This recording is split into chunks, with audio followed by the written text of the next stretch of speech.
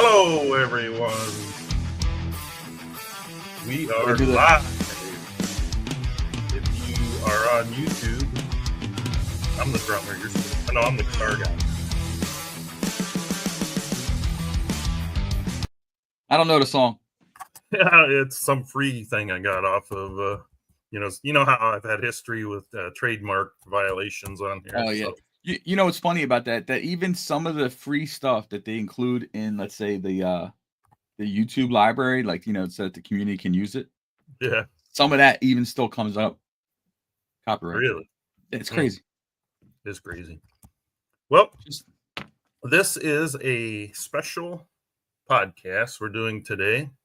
We've had some new signees, members, which is always great. But we all encourage questions and everything, but sometimes seeing it and having someone do a tutorial for you makes it a little bit easier. Now, I'll first say a lot of these are my opinions and my ways, so there's not always one easy way. But when we go through the site, obviously that will be the site is the site. That's not, and it's always being updated. So, but initially we're gonna start as if you just joined, you're new, you have a horse, and you're just kind of trying to navigate the site.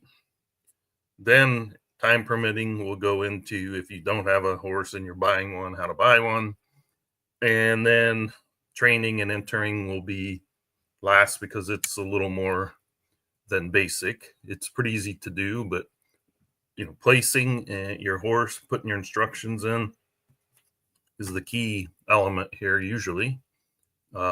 Sometimes I get lucky and have a really good horse, and even as bad as I am, it overcomes me. But that's all later. Right now, we're just going to assume, and gentleman next to me beeping in and out is Mr. Takiaki, otherwise known as Bob, the owner of the site and a legend in the history of virtual horse racing. And you will find that we have a lot of legends that have ended up here. I won't name them all, and I'm not one of them, but they are here. And you're a legend in your own right. Yeah, I'm a legend in my own mind. And I just want people, if you're on YouTube and you want to submit a question, if you're watching us live, go ahead and we will try to answer them.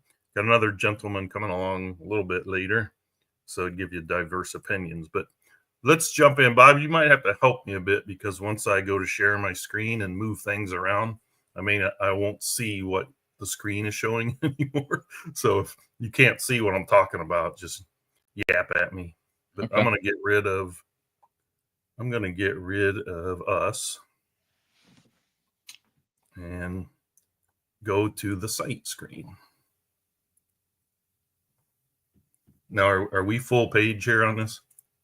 Can you read it? We're on the left-hand side. All right. Mini boxes. There you go. No, that's as much as I can. Okay.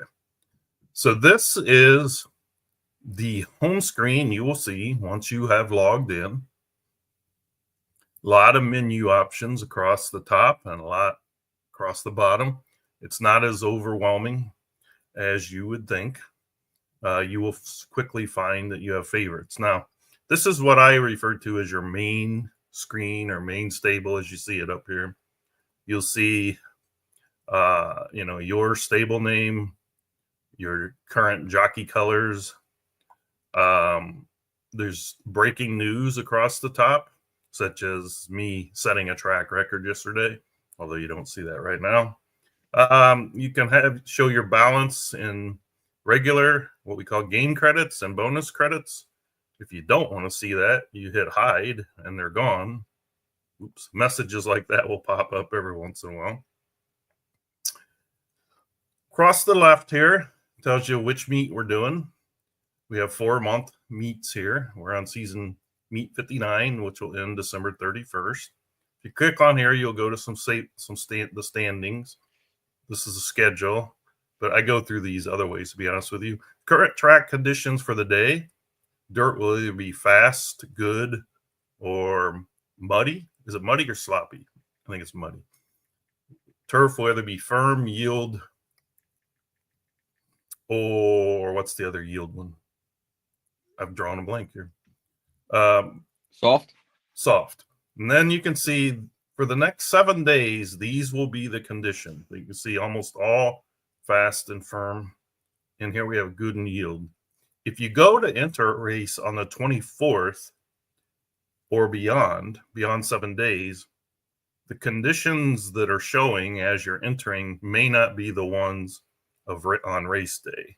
So you might, end up with a different scenario because we can only forecast 7 days in advance. And I always get the question, how is that determined? It is Bob's backyard weather thermometer that he has a forecasting station, and that's how it's determined. Right. Wasn't that said before? What's that? Didn't someone say that before? Yeah. But I don't know. How is it determined? Is it random, or how do we do this? It's it's done with some math, but the fast and firm are weighted. So it's weighted more towards fast and firm Okay. as far as the scheduling goes. But there is a percentage shot in there for some random weather, and that's why most days will pop up fast and firm.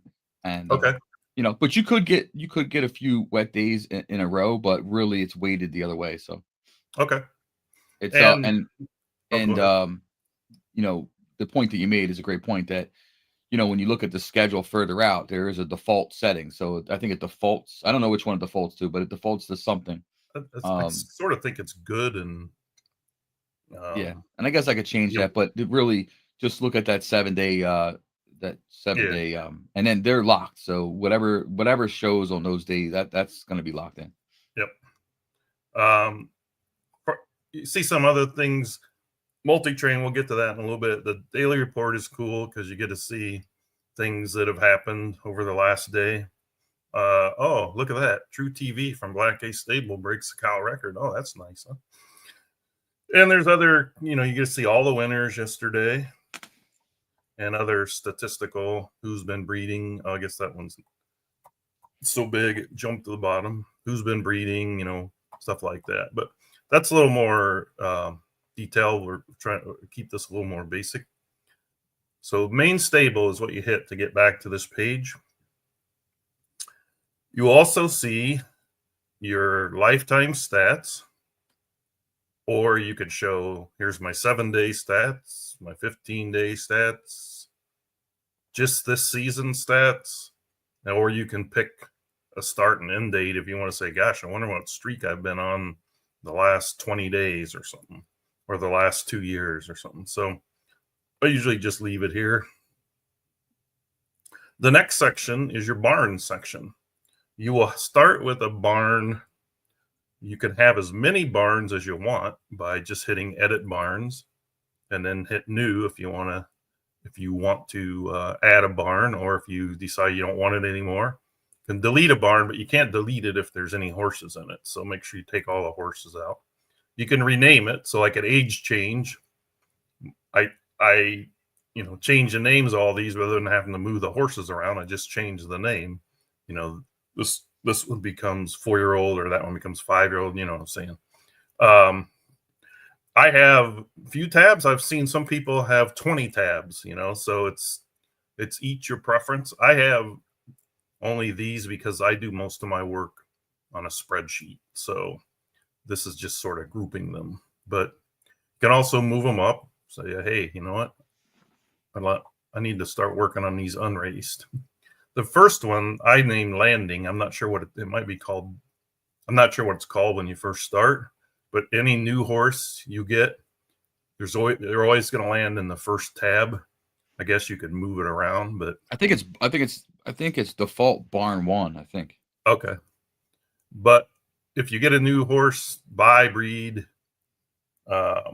claim, they always go to the first tab that you had when you started the game, regardless, if you move it down, then it's not going to be the first tab anymore.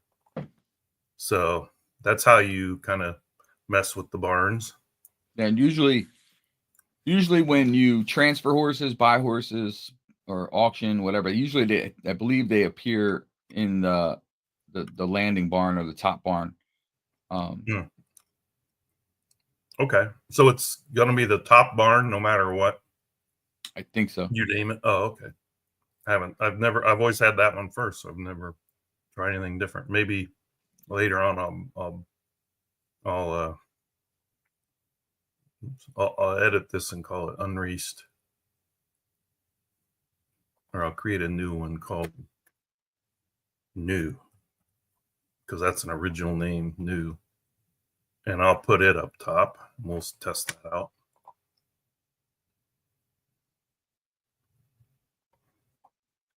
Now, in the barns themselves, so we'll go to my 2-year-old barn, you're going to see a mix of things.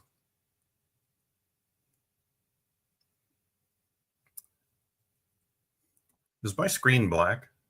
No, you're on good. your screen? Okay, it is on mine. Okay, so on the main menu, this is what I call a main menu because it's called main. Well, the screen is, I mean, it's a black background. Yeah, does that make it hard to read? I thought it makes the colors come out better. Yeah, so it's better. It's fine. It's fine. Okay. So what you're going to see here is your horses that you have in this. This is my particular barn I called 2-year-old. And you're going to see some information about them. Their name. After their name is whether or not they are an EC designated horse. That is determined at birth. You check the box. We'll get to that later. Whether you want to designate them EC, it's 1,000 bonus credits. To add it now, if you don't add it and you want to add it later, I think it's like 20,000. But Bob will kind of, pardon you if it's like, oh, damn, I forgot.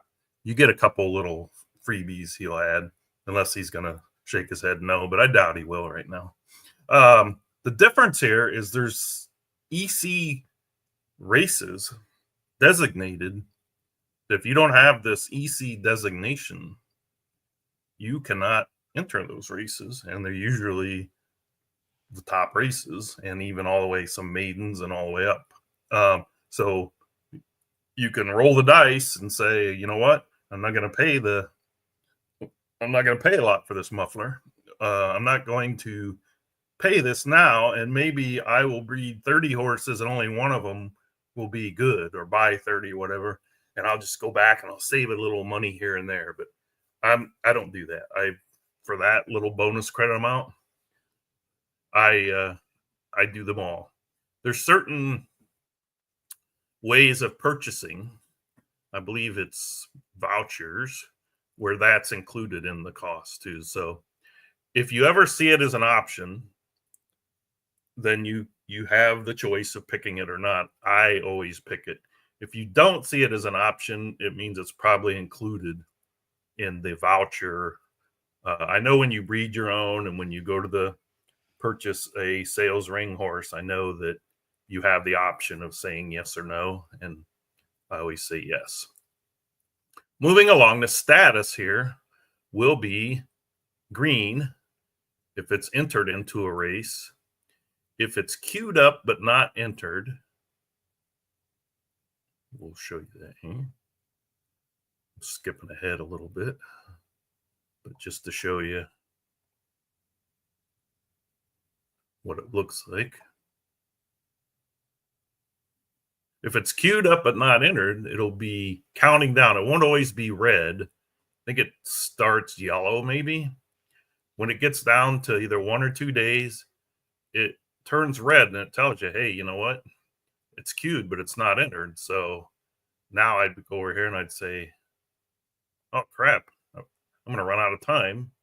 And you click back on the nominate button and you'll see it's queued. And then you just go and hit enter. Or if you're like, I think I'll look for another race, you unqueue it. So now you go back to your main stable. And now I can just go look for another race for this horse. You can have a horse entered and queued, I believe. Like if you know the next 2 races you want to run, you can enter one and queue another. Is that correct, Bob? Or am I off on that? You can, yeah. Okay. For example, I'll pick one further down. We're going to test that theory. I'm going to enter this race on 12/16. Actually, I'm not, because then I'm going to get to parts that I need to show later. Just I cue them if I just want to remember, hey, that's coming up, and either A, I'm so short on funds, I have to add funds, or it's like I'm not sure whether I want to run it or not.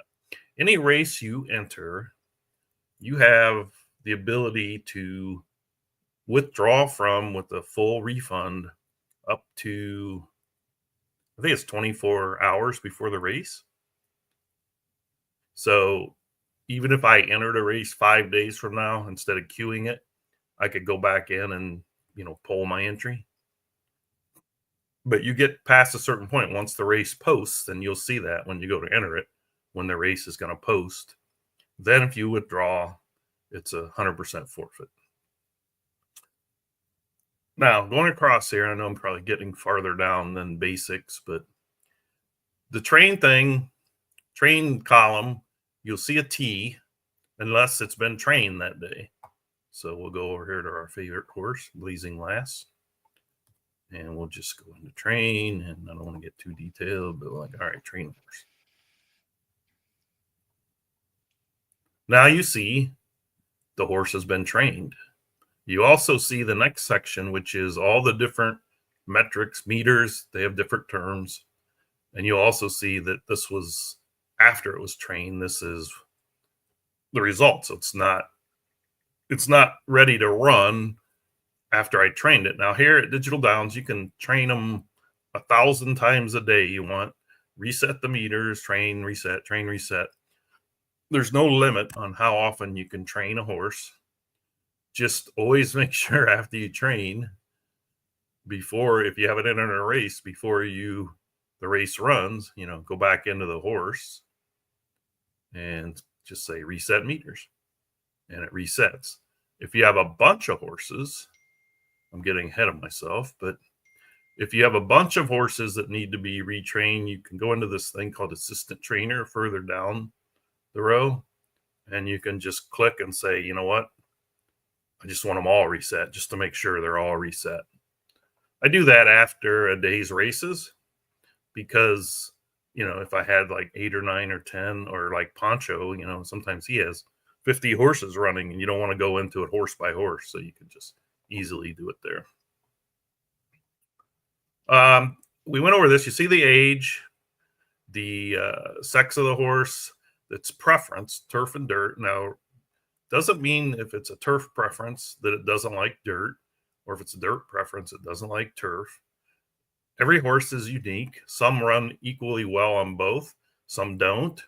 Some, even though they're a turf preference, depending on situation, they actually may run a race. You might be surprised because you put them on dirt and they won. Well, there's so many factors that go into a race that, you could have had a different post, a different jockey, but regardless, if it doesn't like one surface or the other, you will know right away.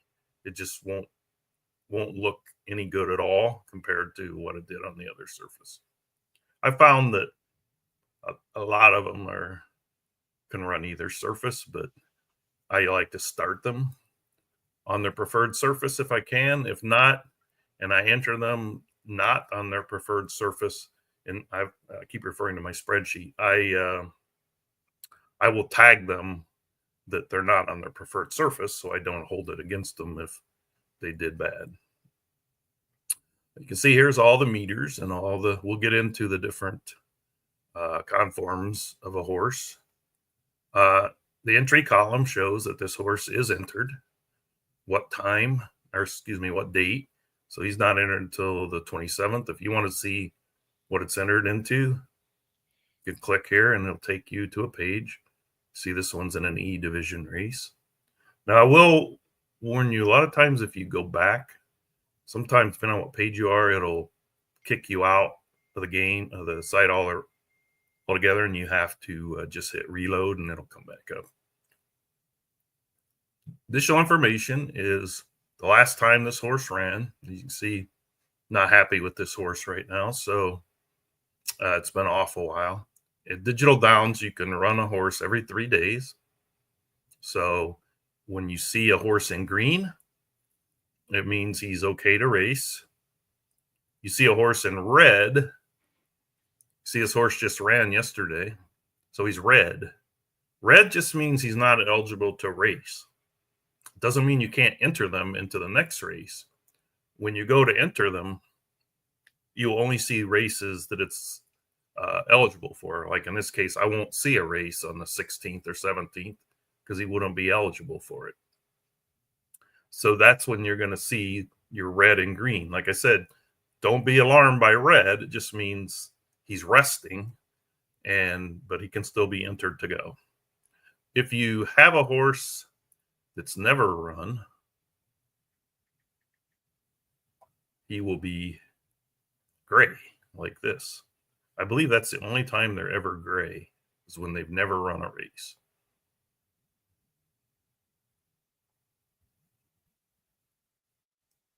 Okay.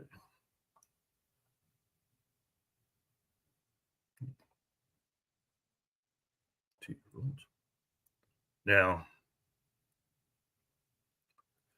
the little buttons here after the last race is if you want to watch the last race. There's 2 viewers you could use. I use 3D sometimes, and I use the new viewer other times. But if you want to view the race, you click on that and you'll be able to view it. Now I'll get to that a little bit later because with there is a download. Is V for the new viewer, Bob? Well, that's a good question, actually. No, I think it takes you to the last one. Okay. So the V button right now isn't functional because it used to be tied to the Flash Adobe, player. Flash, and I can change that though. Yeah, I think but you might want to change that to what do we call that viewer? The Unity? Unity, make it a U or something. Make it a U. Yeah. Okay. I used to do it on what page is that? That's the My Stable page? Main Stable? Yeah, Main Stable page. Further out to the right, we have this horse's record. Now you see why I'm mad at him. Although he's, 50% in the money, but if you saw the horse's works, you'd be mad too. But let's be honest, I could be doing something wrong with the horse. Matter of fact, this horse I did change something on for the next race. So anyway, S wins means the number of stake wins. As you can see, I'm just rolling in them here. How much it's won in points. On this site, points, 1,000 points equals $1. So horses receive $29 in purses. And then if you want to move it to a different tab, you click Move To. Go down here and select where you want to move it to. And I want to move them up to the main screen. Or actually, I'm going to move them to the entry screen. Because when I enter a horse, as you'll see, he's no longer here. And when I enter a horse, I like to know how many I have entered. So, this guy must have ran. So I put him in an entry tab.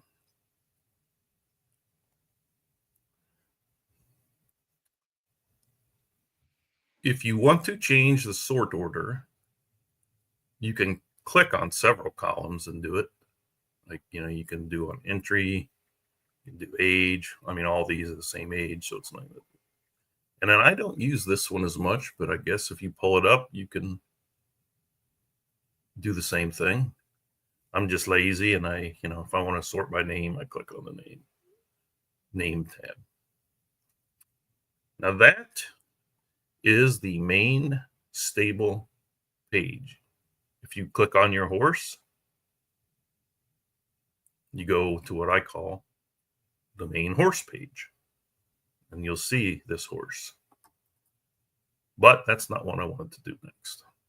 I wanted to continue on with the menus, but as you can see, this main stable is kind of blacked out or whited out. I'm not sure how it looks on the screen, but that's because there's a lot going on here. And it's probably the one you're going to come to the most, if not this one or this one. These 3 tabs you're going to use over and over and over again. These you will use if you determine that certain series are listed here, or if you want to see leaderboards, stuff like that. But each tab has something under it, more than one thing you want to learn. Main stable, you can see all these options, and they're all going to be, related to you and your horses and basically your stable. This one, my profile, is an informational page, which just gives you some history on how you've raced here in the past. You can see this is the current season, 59, splits it between all races and then stakes. So see, I have won some. I just don't run a whole lot. Down below, you get some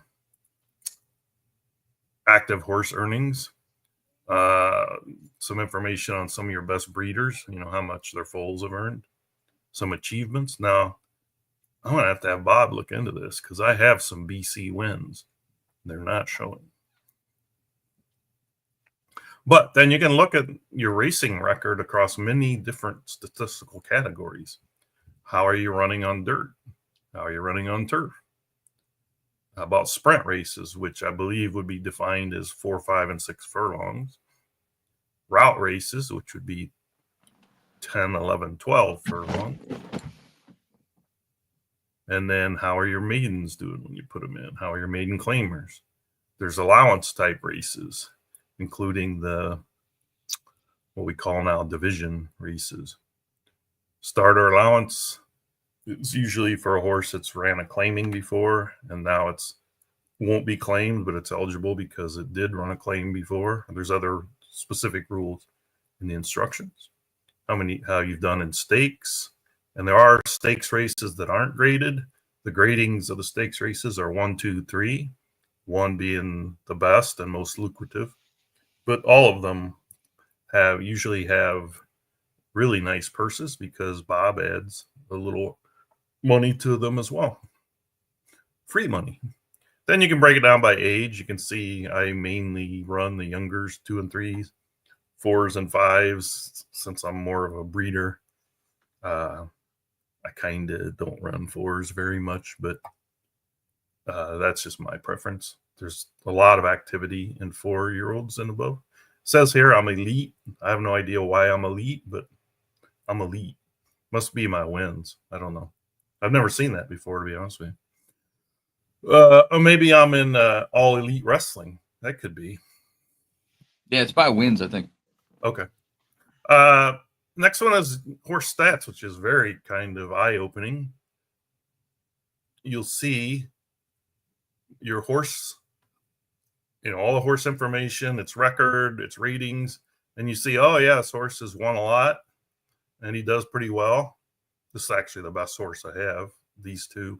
You see, okay, he's won this amount, but that's really not what he netted because he had to pay entry fees. He paid the jockey fees. But then you come over here and it's like, okay, so net, he's pretty good, right? I mean, he's won, and this is literally, if you knock off the last 3 digits, $1,335. Not bad for a $15 horse, huh? Actually, it's a $10 horse because I bred it myself. And then after everything, he's still netted $1,054. Now, only a few people, not me, of course, are going to have a barn that has like the same mounts over and over and over again. You can see mine. I have just a lot of negatives, but these horses haven't run much either. And then the ones that haven't run at all. So you can sort this and see how you're doing with some of your horses. If you want to know which horses have actually just won the most money. So you can see that there's all kinds of sorting to be done on this, but it's kind of a good barometer of, some of your horses that are doing better than you thought, and they may be down at the lower levels, but hey, they keep cashing checks. So it's a really good statistical page, and you can also go by barn and split it like you do the main page. And if you want to see it in a spreadsheet, save it, just export it, and it's a CSV file, and you can open it and keep it, see where you are. I like to do that at the end of the season, see where the horse was at the end of the season, and then about a month or two in, I do it again and see how it's progressing. I haven't done that lately because I've gotten lazy in my old age. But it's a good site, good little site for seeing the net profit on a horse, if you want to call it that. Stable summary page is probably my favorite page. If you want to see more information as far as its conforms, its mommy and its daddy, and then its record and the rating is there. But what I use this for more than anything is I export it. I have a spreadsheet that looks like this. Looks a little confusing, but it's not as bad. But that data gets exported. It looks like this when it's exported. These are the columns that get exported. That's probably hard for you to read on here, but it's the columns on a page, except I think they just added the horse rating here, so we just have to get the programmer to include that in the export, if I'll go on to suggest that. But so I take columns A through M. I have my own little spreadsheet. If anybody wants to use my spreadsheet, I'll send it to you. You can deal with all these formulas and all this conditional formatting and everything, but literally the age, the sex, once the rating gets added, it'll come in. But you literally paste in the horse here, and like all this fills and that fills. Then workouts and stuff, you have to enter your own. But anyway, anybody wants something like that to use, let me know. I'll send it to you free of charge for the first 20 callers, of course. Small shipping charge. That's why, but the stable summary is good because it's like a view of all your horses. You can sort it and say, here's what people love the longs. So you could say, oh, how many longs do I have? Oh, I got a lot. That's cool. Or you can see, hey, what sires do all my horses have? And it's like, oh, do I have any out of Rhythm? So you type Rhythm, and oh, I do. Some are out of Rhythm. So, those are the ones people might want, or that it might be great breeders. So it's a lot you can do on this page. It is my favorite page. The next one is my least favorite page, Bulk Retire. I've never used it. I can see the purpose of it, and now I've figured out the way to do it. But I'm afraid I'll tick the wrong horse and then hit retire. But if you're going to use this page, now it has active horses and breeders both, which I do find very good for the breeders. But if I were to use this one, I would create a barn on the main table and put all the horses I want to retire in that one barn. And then, like, let's say I wanted to get rid of all my unraced 3-year-olds for some reason. That way I know that if I had a barn called retire, I would move them there. Now, to me, you can retire them one at a time as well. You don't have to move them here to retire them, but it's a way to, like, hey, you know what? Let's just get rid of a bunch all at once. Click the box, they're all there, and then hit retire, and they're all retired. I've never used it, but I have to say I could see the value in it. The next one is breeding income. Royalties are no longer part of the game. They used to be. So someone might have an older breeder that comes up with royalties. Breeding fees earned, that's in this game. You can tell someone, you can use my breeder to breed a horse, but it's going to cost you X number of game credits. And you will see those on when you go to breed a horse, you'll see public breeders. And this is what I'm talking about. You have Draconian here. It's going to cost you 5. So this menu on breeding income tracks how much you've actually earned in breeding fees. You can see I haven't earned very much. Mainly, it's not that I don't offer them up. I don't charge very much for them, and when I a lot of them, they're fully bred, and so they're gone from the page. But you can, if you have some really nice horses and you're interested in the breeding game here, you can pick up some extra.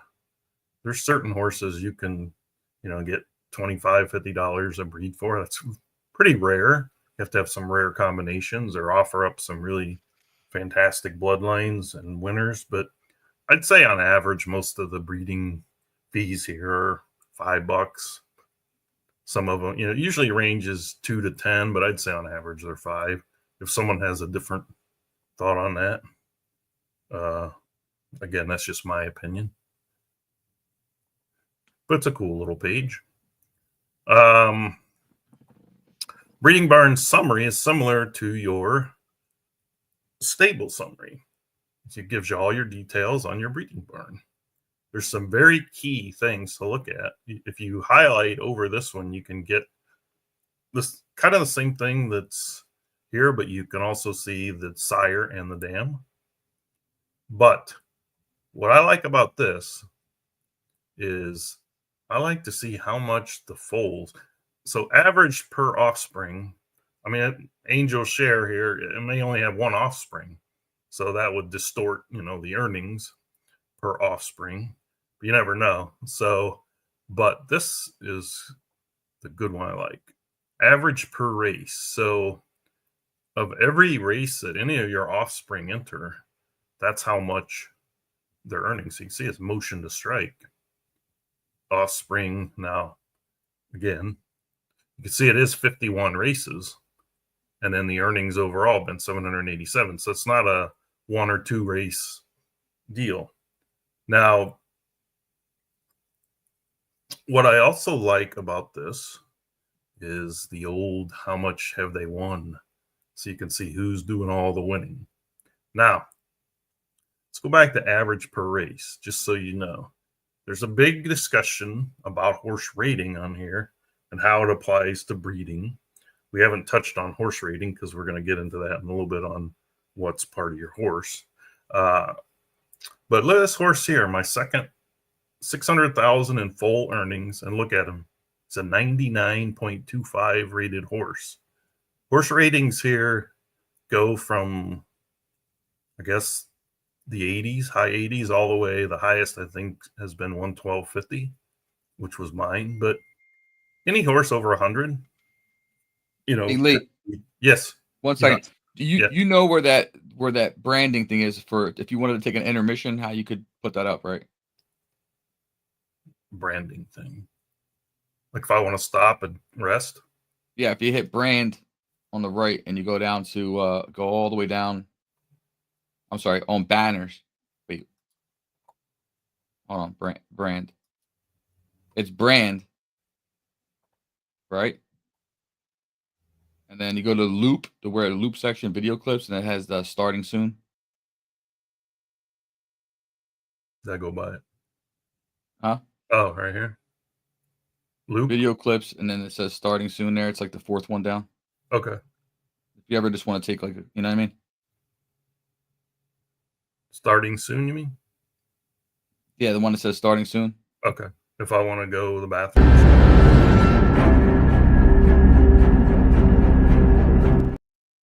Oh, cool. No, I didn't know about that. Yeah, and you can put it on loop. Only reason I mention that is because, I got to step out for a little bit. Yeah. But, this doing it by yourself can get very yeah, no, I hear you. And then you can use that to your advantage, and I can make another one for like, an intermission break or whatever, because it's a lot of work what you're doing, and I really appreciate it. But when you have and I think maybe the people get, if you're watching it live, you might want to break too. Yeah. So, and I know when you do it by yourself, it's not as much fun and stuff like that. So, hopefully somebody jumps on with you soon. Yeah, well, me, I have the gift of gab, so.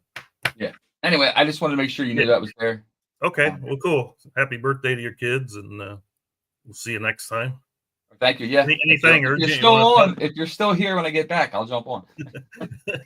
Might be. Anything urgent you want to tell us about that we need to know? Like, urgent or anything. Okay, the only thing I noticed, you said that the jockey silks might be available when you upgrade the viewer Yeah, I early guess next. there's a lot of like, little maintenance stuff that we do every day, and we're still working on Okay, different. we'll set up another update podcast Yeah, and go there's a over that. bunch of stuff, but I would say one of the big ones that I know that are coming up in February is we're gonna tweak, gonna do the second update or the third, update to the Unity viewer. Okay. And it involves a lot, but like different areas, whether it's um more efficient use for mobile devices, or some of the camera angle stuff as far as the zooming out and things like that, Oh, or cool. Yeah. Yeah, uh that'll be the great. lighting I want changed. We may do a couple more custom tracks, or if not, maybe one of the tracks. There's going to be social share at the finish line. Nice. Dog racing. Yeah, just stuff like that. And then included in that will be finally, since the Flash player went away, we're going to have the ability to customize silks again. Nice. So that's probably like the bigger thing down the road. But other than that, Yeah. just a lot of like, just continued Yeah. maintenance. We really didn't want to do a whole lot as far as disrupting the game after that server update. Yeah. So, we're kind of staying away from anything that could possibly, impact that. So it's a lot of maintenance stuff. We're doing some payment things, some options. We're adding, they're in the middle of adding Coinbase right now for the use of Bitcoin for payment. Oh, awesome. And stuff like that. So, but yeah, we can do another segment of updates. Yeah. Then we'll start getting into the end of year stuff too. So. Yeah. So, and I might be back on, and I just got to jump off a little bit. Yeah, no, that's fine. Thank you All right. for being here so far. I think Steve's coming in as well. Okay. So, All right, great. all right, Thanks, cool. Lee, as always. Mm-hmm. No problem.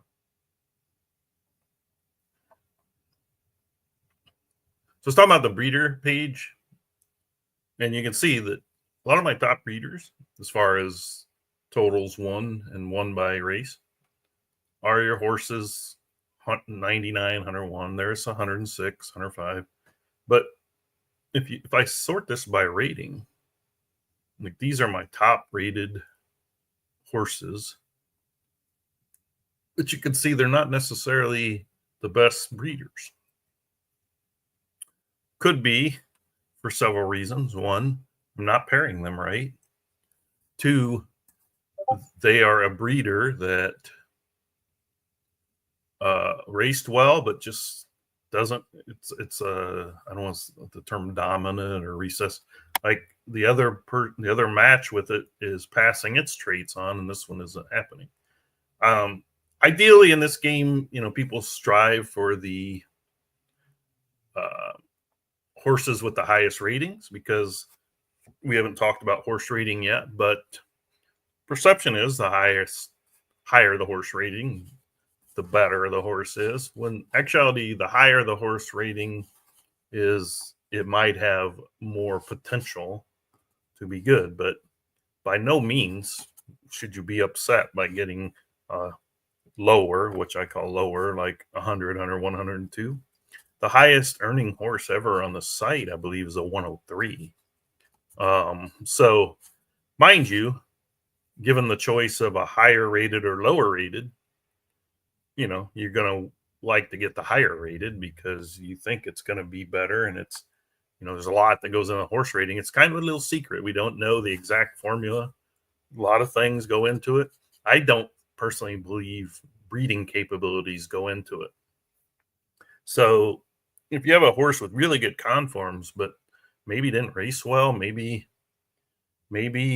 is a 98, don't be afraid to breed with it, especially if it's got good bloodlines. I mean, you could take a chance and you might strike gold. I mean, as you saw with some of my lower rating, look at Steel Flambino here. I mean, 700,000 in full earnings, that average 10,000 a race. So don't hesitate. And I'm getting a little bit too far ahead because I wanted to get more into the horse details when we go look at the horse. So I'm going to try to speed up a little bit so this doesn't turn into like a 6-hour video. So we're in the breeding barn. Full royalties. It's not working because we don't do this anymore.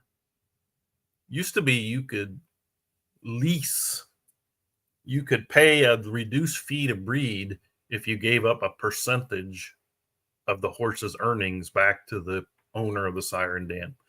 That was removed. There's always discussion about bringing it back. Multi-train and multi-horse are two different things. I don't use multi-train, but basically you can click on a bunch of horses, set up a training schedule for them. It's going to be embarrassing as I scroll down through all my horses.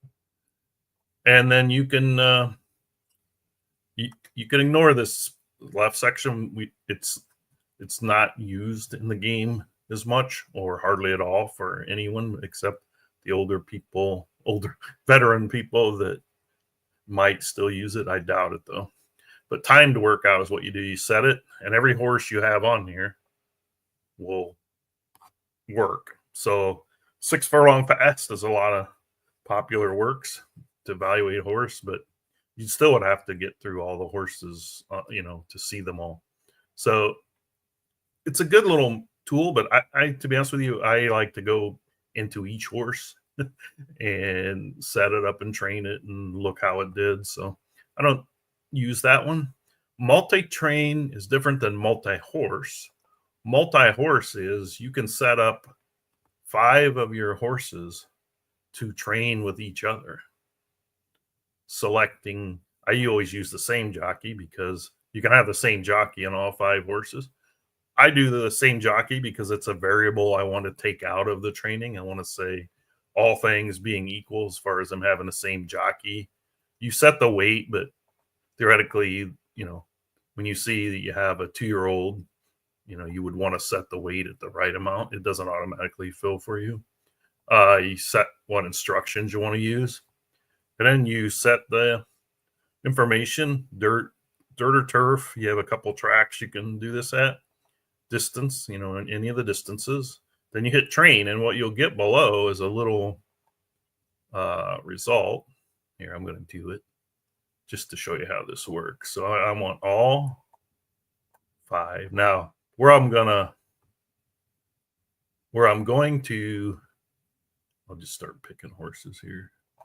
Where I'm going to mess up here is I'm going to run them at a mile, but I don't know what instructions they really want. I'm just going to pick the first jockey that's on the list, even though given my choice, I wouldn't use him. This is, to show you an example. So I have my 5 horses. Hey, they all have the name Bolden. This is a colt at 2-year-old, so it's going to be 120. Another colt is 120.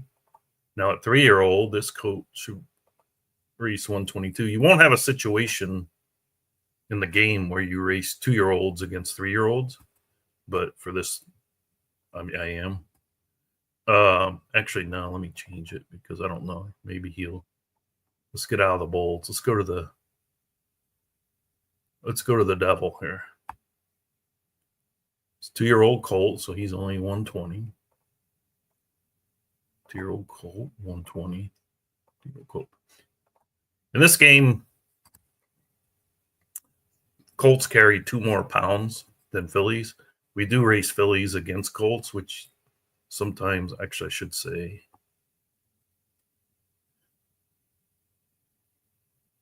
fillies and mares and colts and horses. Well, anyway, we do run the males and females against each other. In real racing, there's not really there's a difference. Very few of the top horses, female horses, run with the males, but they do, and they win. But in here, sex is equal as far as I know. A mile, the most common instruction in a mile is usually stalk or steady. I'm just going to do steady. Again, I don't know these horses' distances that they prefer. Maybe all of them like to run farther. Actually, I have the same horse in here twice. So Now, hopefully, none of these have run today. Otherwise, if they have, their meters will be messed up. Okay, so this is you get your horses. I still have that horse in there twice. Bold agent. Okay. Too many bolds. I'm going to run on dirt because that's what I always train on.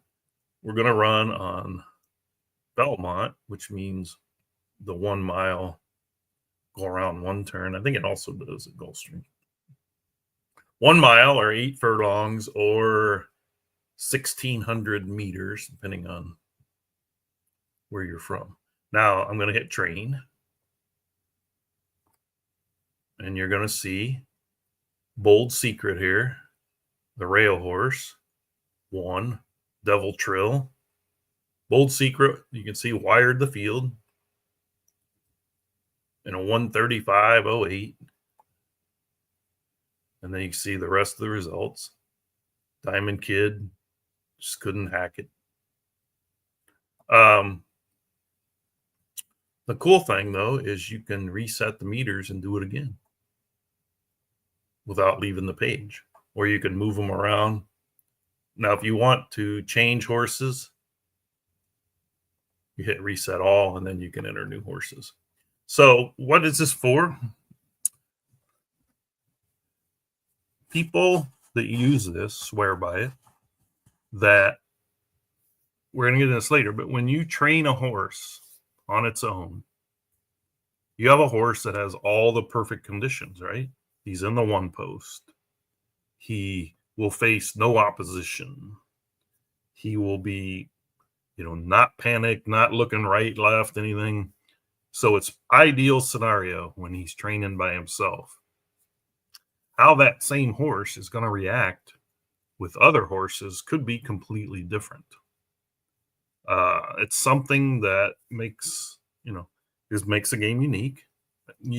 I shouldn't say unique because most of the games have this, but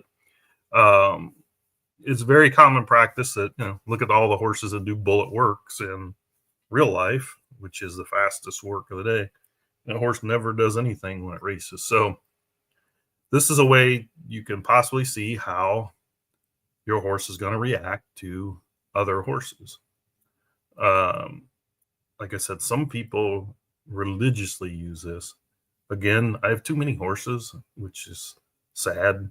But so I don't really use this. I will use it in like my better horses that are running in graded or stakes, and I'll run them, against each other and change the lanes and try to get an idea of how they react against similar, pretty decent horses. But some folks use this like daily and they like it. So it's a good tool.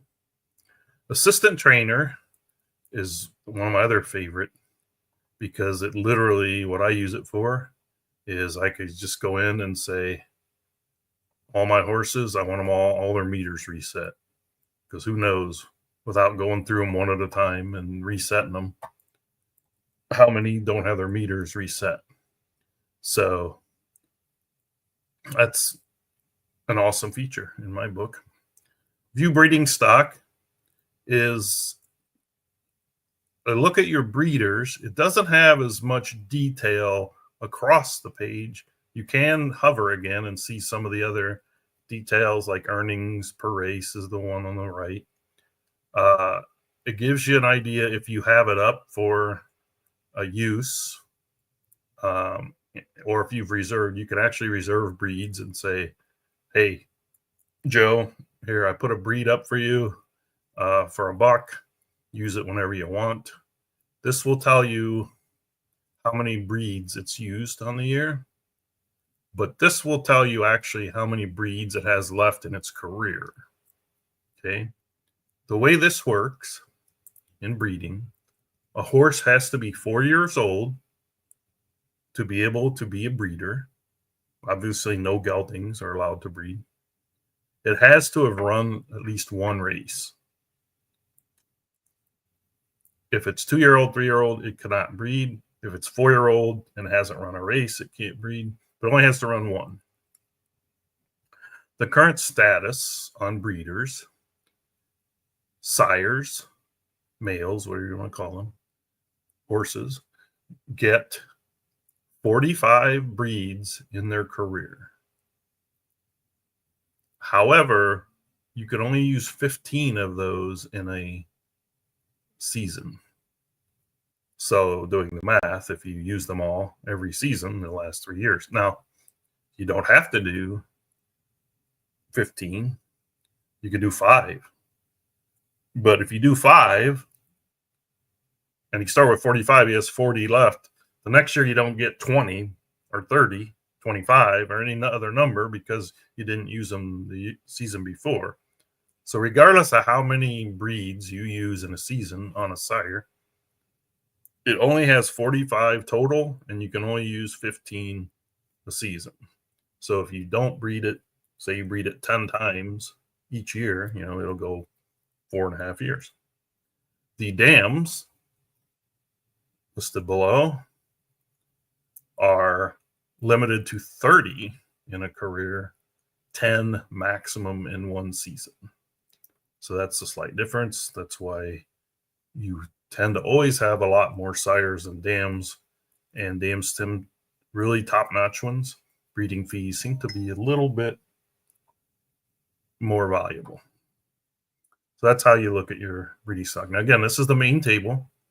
Sorry, I've taken almost an hour just to go over this one tab, but there's a lot going on here, and a lot of times this will be one of your main tabs. The next one is a market tab. I'm just going to give you market, meaning buy, sell, breed, create, that type of thing. So there's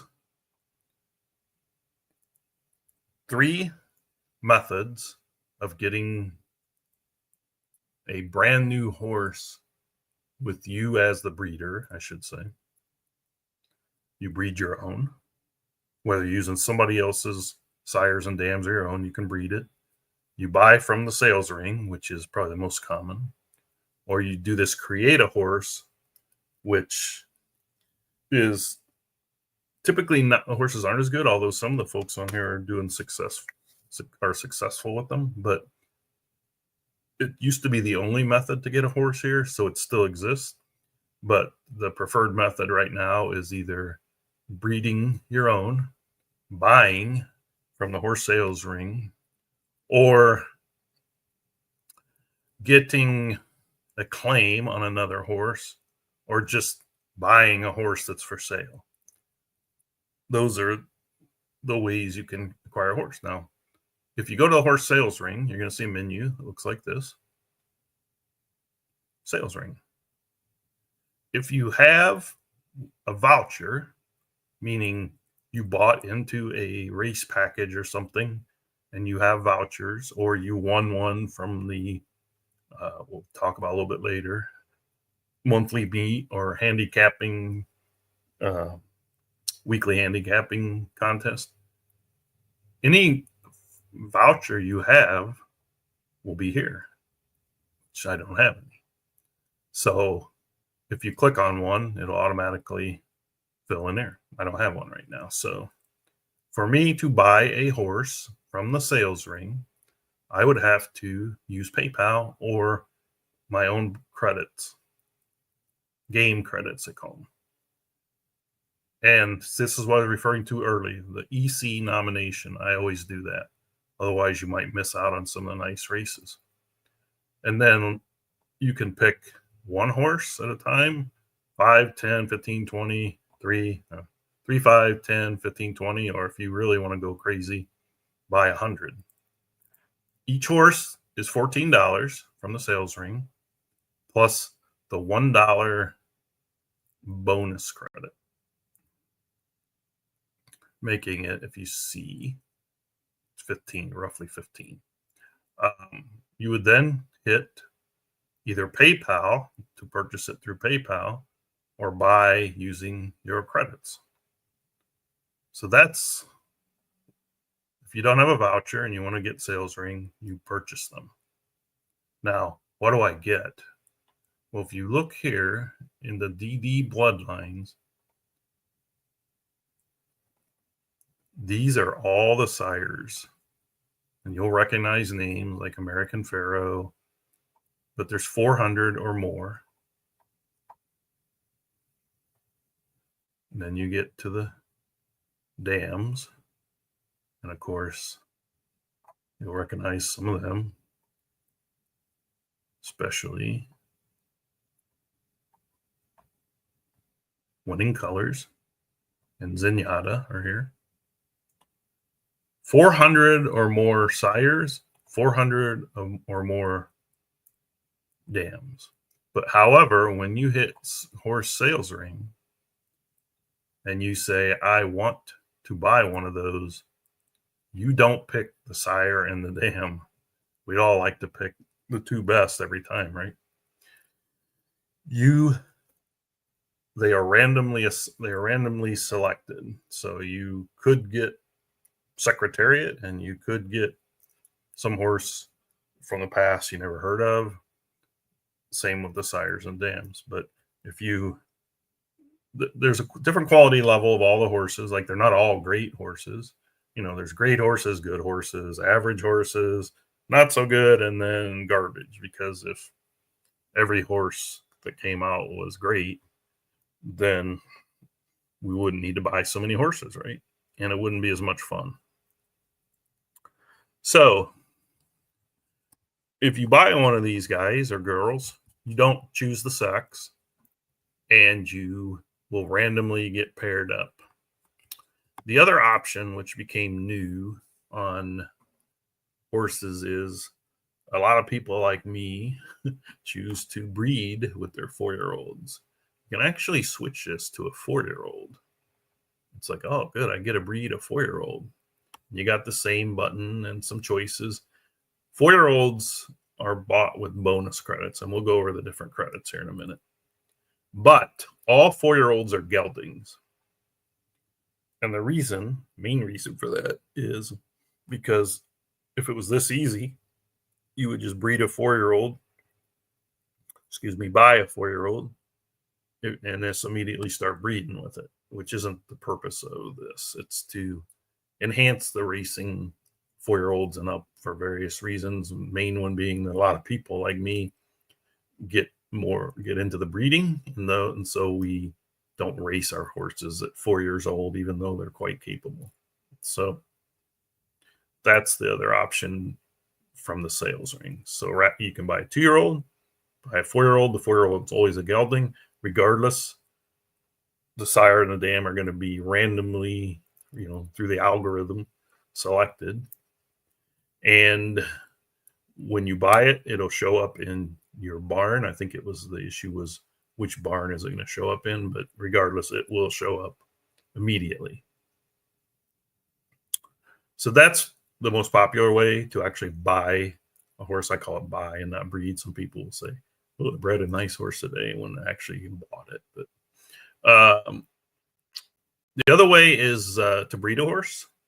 So there's a new process called Breeding Hub that is not fully used by the majority here. So I'm not going to go over it in detail, but I'll reference back to it. But if you hit breed a horse, you have options. You can view the public breeders, or if you already know you have a sire of your own, you just want to lease a mare, or vice versa.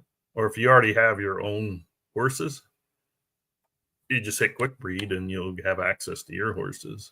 Horse search is if you want to look for one to see if it's available. But let's do quick breed. Okay.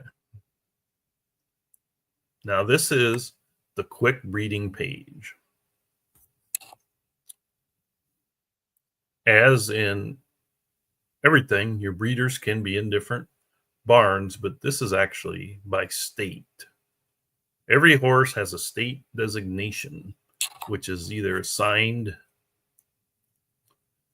by the ring or assigned when you breed it by the mare's current state. So I tend to do all mine in Kentucky because that's the track called Digital Downs that typically has the biggest races. So if you have a horse that's bred in a state, and it's certain races, you also get a bonus for that horse. But I like my horses to be Kentucky. So you can see all my mares here, although you do see some different ones. But you'd select a mare, and let's just select Authentic Saint here. And then, even though it says New York, I retired him to Kentucky. So I'm looking for another Kentucky sire. If I was looking for a sire that I had designated outside Kentucky, you can see I only have one. But let's just go with Dance Fever here. Now, what you don't see here is the bloodline. So you could accidentally inbreed, which happens. But I'm pretty sure this is out of Authentic, and this is, if you're not sure, you can go to your breeding barn or breeding stock and you'll see it as well. But here's the box, same as on the sales ring purchase page, where it says pay that EC or championship fee. Same as with the horse sales ring page. If you happen to have what's called a breeding voucher, you would click here and it would show up, and you just put one in there instead of having to type the number in and all that. But I've used all mine. Now, I keep talking about vouchers. How do I get a voucher? The main way to get a voucher is if you go in this market and see package deals. We'll get to that on the next. Actually, it's right next after this. You can buy package deals. Instead of paying $15 for a voucher on the ring page, you might pay $100 and get 10 or something. So the average is $10. If you do that, they'll show up here. Now, I am actually going to breed this horse just to show you how it's bred, how to breed one. And we'll also see where it ends up. When you click breed, it's going to take you to a screen that shows your horse. I usually put my hand over it because I like to train it first before I see that, but I'll just do it here. So I'm breeding this horse, and you see there's Dance Fever was the sire. Authentic Saint was the dam. I bred a female. 100.5 horse rating. And then I can name it right away, or I can leave unnamed and just go to my main stable page we showed earlier. Now, new. So I created the thing called new and moved it to the top, and that's actually where the horse did go. So apparently it's going to go to the top barn you have. Here's the horse that I just bred. You can see I paid for the EC nomination. It hasn't entered a race, and it hasn't been trained. Now, you click on the horse. This is kind of the next section that we're going to go over, is the actual horse itself. You'll see the horse's name, since I haven't named it. Over here, it's telling you the current barn it's in, but you can move it to a different barn if you want. So this is pretty much the same information we saw above. However, the boxes, you have a bunch of new boxes to look at. Pedigree, confirmation, stats, if you're like, get rid of this guy, or if he's 4 years old and he's ready to breed, or you can put it up for sale. That's all kind of status and information stuff. To enter a race and train the horse, look it over, name it, add notes about it, you go down to this. So all these things on the bar, you can click on them. So let's look at the pedigree. So this is the horse's pedigree. If there was inbreeding involved, which is still allowed, but I think it might be going away, because at least for the first couple levels, it would be green. You'd see the same name, and then it'd be in green again. Sometimes it can't be avoided because the sales ring will do it to you. As you can see, Rags to Riches goes here, but it's so far back, it's not considered inbreeding. So what this tells you is there's my horse. There was the sire I used. There's the dam I used. And a little history on the pedigree, which is kind of more of not a basic, so we'll touch that later. The conformations, very important to learn what they mean. Top line is medium on this horse. Let's just go down and take a look. Can give an indication of how athletic and powerful a horse is. So we'll skip over here where it says the values are short, short, medium, medium, medium, long, and long. So you have 5 potential settings. Medium, the top line is measured. It tells you the actual how the horse top line is determined. Can also give an indication of overall ability and proper balance to carry weight. What they mean by that is the top line and the underline. You would prefer that the top line value is lower than the underlying value, but it doesn't have to be. We've seen one of my better horses is what they call unbalanced, but ideally you would see that. And it tells you here, should be properly proportioned to the underlying. Ideally, top line should be shorter. Underline, then the underline, because then you get proper weight distribution and movement out of the horse. So this guy falls into that. The hindquarters angle can give you an indication of the distance and pace preference. Again, 5 values: high, medium, low, and low. So you would say, okay, what's medium mean? Medium means if we have distances 4 through 12 furlongs, and we actually have also now we have 2 and 3 furlongs. But if you want to gauge them, then medium, if you look at the values, medium would mean it kind of wants to be in the middle of those. Now, it's not a be all, say all. So let's say 4, 5, 6, 7, 8, 9, 10, 11, 12. The middle 3 are 7, 8, 9, not to mean it can't run 6 and it can't run 10, but you would think ideally it's going to want to be in that middle range somewhere. It's not going to like 4 furlong sprints, and it's not going to particularly like 12 furlong routes. Like I said, it's just a guide, and as you'll hear me say over and over and over again, you have to run the horse. But to start out with, that's most likely where you're going to be looking at the middle distances. The legs can tell you a couple things. The one I like to pay attention to is the front leg, because they carry most of the weight, can also determine your horse's soundness and the ability to handle, off tracks maybe. The values for that are ideal is the top value, very good, good, average, and poor. Now, again, just because you have a poor horse doesn't mean that it's no good. A poor front leg just means you might face some limitations. As you can see here, the last thing is it could be an indication of the lifespan of a horse. So obviously in real life, a horse's legs give out, or not completely give out, but week and week and week, a horse is going to get worse and worse.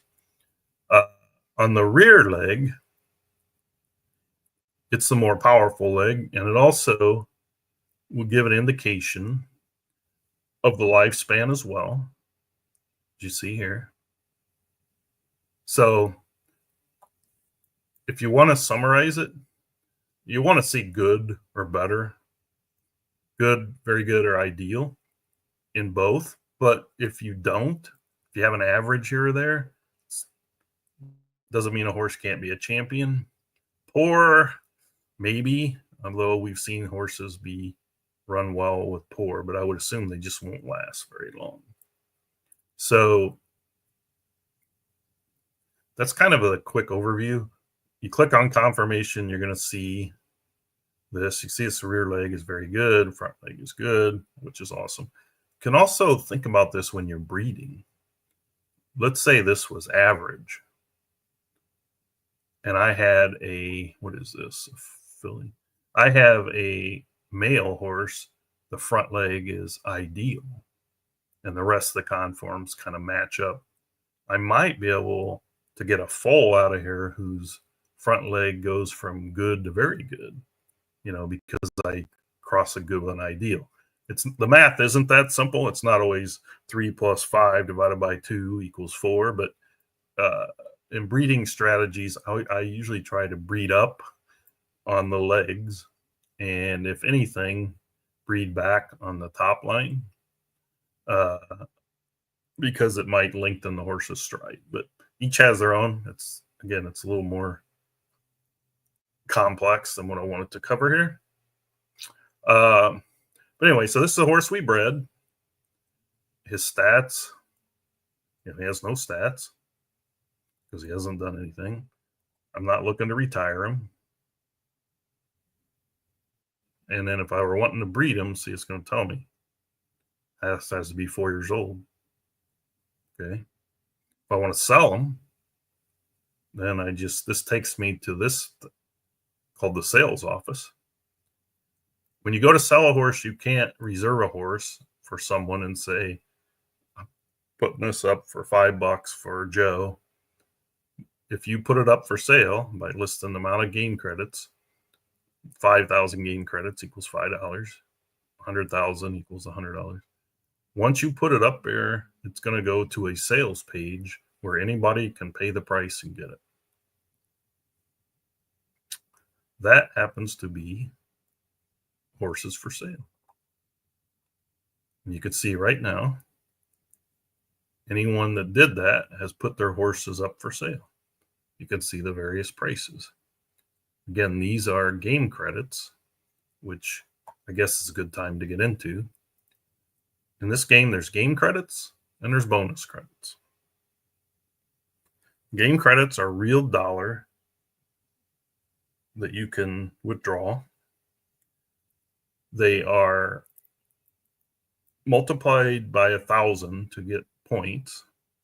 So if you look at this guy here, 2,500 is the price, which really means it's $2.50. Game credits are the major currency on the site. It's how you enter races. It's how you receive payment back when you place in a race and get money back. And that's the ones you can withdraw. It's how you buy most horses, breed most horses. And so it's the major currency. So it's like, all right, well, then what do I use bonus credits for? So let me go back to main stable.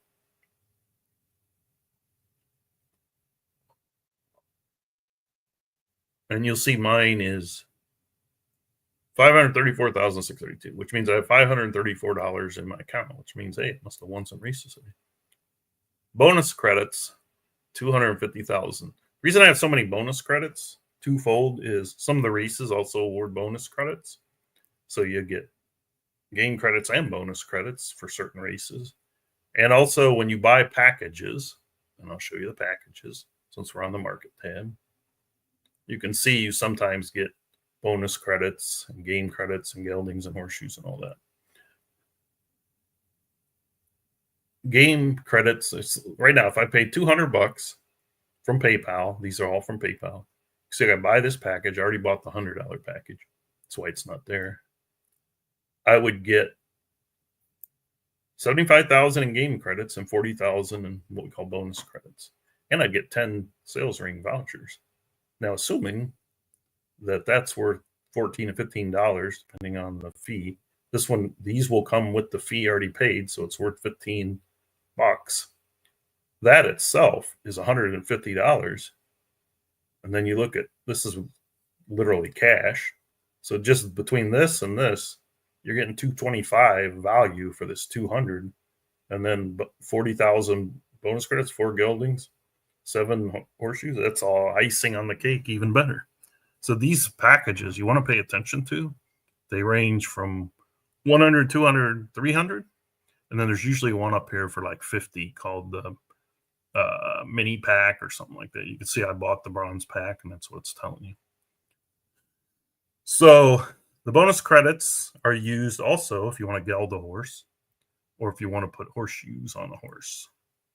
Now, if you don't have enough bonus credits to do that, it will pull it from your game credits. So let's get back to this horse and the way I acquired it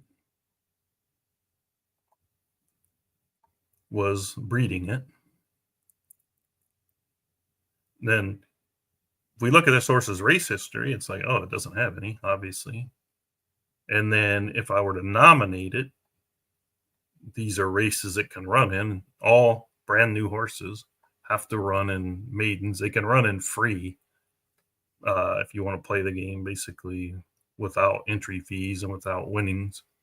But every horse that is unraced, its first race must be a maiden of some sort. Once it runs a maiden, whether it wins a maiden or not, it can advance to the next level, which would be non-winners of 2, non-winners of a race, those what we call allowance types, because there is an allowance before they can run. You can't put a horse that's won 6 races in a race Division D, which is an allowance for horses that have only won 2 or something like that. So that's what we call an allowance. And you can check or uncheck as much as you want up here. We haven't got that far yet, though. So that's just to show you how you enter a race. We haven't even trained this guy yet, which is what we're going to do now. And from we call them, I constantly call this the main horse page. So if you go back to the main stable page, there I am. See, breaking the record. Click on the horse. Then this takes you to what I call the main horse page, because you're going to see all these blue guys. This is where you train. Once you train, you can go back and look at all your works at any point in time. So a button that will track the horse's best works at every distance, so you don't have to page through them all, figure it out. This is where it shows you what equipment, or what we call add-ons, blinkers, shadow roll, tongue tie, shoes, that type of thing, or meds. 3 meds here are Bute, Lasix, and vitamins. You can put a note about a horse in here, and before a horse can be entered, it has to be named. You can name a horse and then change your mind and change its name before it races. Once it's raced, that's the name it's going to keep. As you can see, I mentioned that it can't get in a race if it doesn't have a name. So if I go in and nominate it, the thing you'll see right here is unnamed horses cannot enter races. But let's figure out what we got here.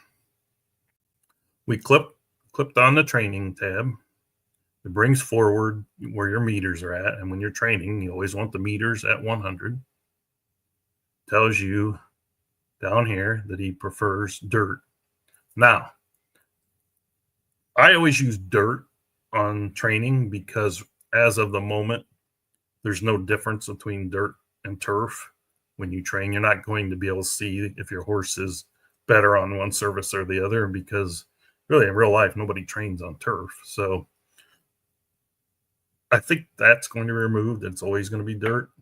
Either that or they're going to enhance and make it so it does show a difference. But I'd prefer that you have to race it to figure that out. But we'll see. It's not necessarily what I want. Here's the equipment and medication. Here's the meds. And here's the equipment. All are optional. Some are free, some aren't. Actually, horseshoe is the only one that isn't. This section called regular training is not used anymore. Back in the old days like 4 or 5 years ago, your meters couldn't automatically be reset to 100. You had to train them every day and work the meters up to, and you can only train them once a day. And somehow you would hit the wrong type of training and the meter would go from 98 back to 95, and it was crazy. That's where most of the new players are like, huh? This is too hard. So we use timed workouts. Most people on the site will choose 6 furlongs. You can see it even defaults to that. Dirt fast. I use digital downs. You can decide to train at whatever track you want. I use digital downs. The reason I use digital downs is because Jormont Rudder in my tests is like the top jockey at just about every distance at that track. So if I want to train a horse all the way from 6 to 12 furlongs, I know that I don't have to look to say, oh, Jep Star is actually a better jockey at 10 furlongs. So in my own personal test, Rudder is at or near the top of everyone. That way I can just keep him at every distance. The most common training distance is 6 furlong push. And that's how you're going to, along with the conforms, that's how you're going to evaluate a horse's running style. So you see, I already have that. If you don't want to use Rudder and you want to use Dominic Margarine, once you pick him, make sure you hit set default. Set default means that the next time you come back, so let's say I added Butte, even though you could see it changed back to Rudder because that's my default. Okay. So makes it a lot quicker. You don't have to sit there and choose all these options over and over every time you train. Just save them as your default and get to training. Okay, so meters are at 100. The vet is up here, but I like to work them first without going to the vet. Some folks right away click on the vet, which is free, and they tell you what you're going to want to use. But this is where the veterans will be driven nuts, because I like to see actually the effect of each thing, and you'll see why if it happens on this horse. There's certain situations where Butte will say maximum, but the training, the horse will slow down. That's usually because the horse wants Butte at longer distances. So you kind of have to tinker around at every distance with Butte on or off. That's only if you do 6 furlongs and it doesn't help the horse. Okay, so enough talk. We have trained the horse. Let me see here. Make sure. Okay, Steve's not here. I thought I trained the horse. Did I train the horse? I wonder if I got logged. Okay. Training horse. Reset the meters. All right, for some reason, he's not training. Could be that I inadvertently paused myself too long. Or I don't have one of the settings in. User error. Time workout, dirt fast, digital. Push from gate, set default. There we go. Okay. What do we have here? Let me make sure you can see this because it's kind of hard. See that any better? I think you can see it better. Okay. Here's what we did. The date was today. Track was digital downs. Trained it on dirt fast for 6 furlongs. Here is a 2 furlong split, the 4 furlong split, and the 6 furlong final split. Obviously, he was in first the whole time because he was the only horse. If you do that multi-horse workout, you're going to see different numbers because you may not be in first all the way. There's the jockey. Right after the jockey's name is going to be in parentheses the strategy I chose between push, stalk, steady, close, and relax, meaning I want this guy going right out of the gate, no holding back, because it's only 6 furlongs. And then again, number of horses that were involved, so there was only one. The weight the horse carried, it's a filly, it carried 118. And this is what the meters were at when I trained it. Now, if I go say, oh, I want to train it again, can see the meters haven't been reset. So it's like, oh, let me see if it stays the same. You're like, holy cow, look how much slower it got. Well, it got slower because you didn't reset the meters. So now instead of 100 stamina, it's got 84. So every time you train, you just go here and reset meters, or you'll get results like that. Then you'll see the meters are 100. Now, when I do initial training, I do like to click it 2 or 3 times just to see if I'm in that same consistent area. So you can see it varies a little bit. So if I just trained it and I got 109.03 and I came back a week later and I got 109.0, I'm like, what the heck? Something's changed. There's a good chance it's going to vary. Oh, but it's so minimal, it doesn't really matter. So when you look at this horse, what you're going to want to do to evaluate it is look at the conforms, which we did, which said it kind of probably more in that middle distance. And then a key also is the last quarter and the first quarter. To get the last quarter, you're going to subtract 1:09, subtract 45 seconds and 66. So you can see this horse closes in about 23 and 37.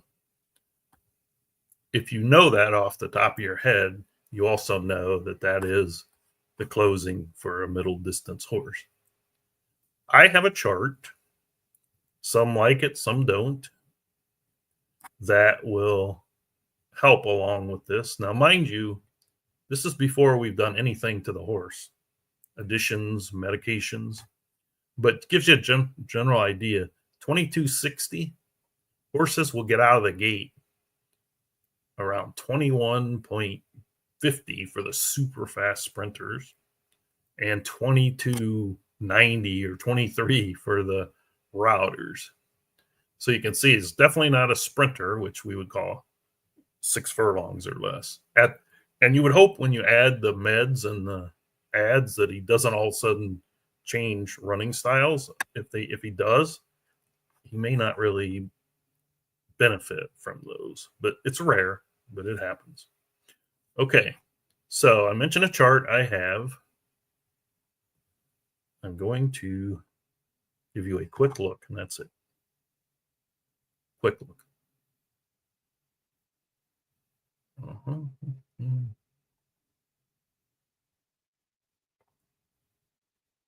I'm hoping you can see that.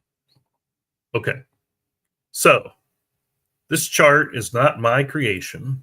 I've tweaked it from a gentleman that created it, I want to say 15 years ago, but I've tweaked it a little bit.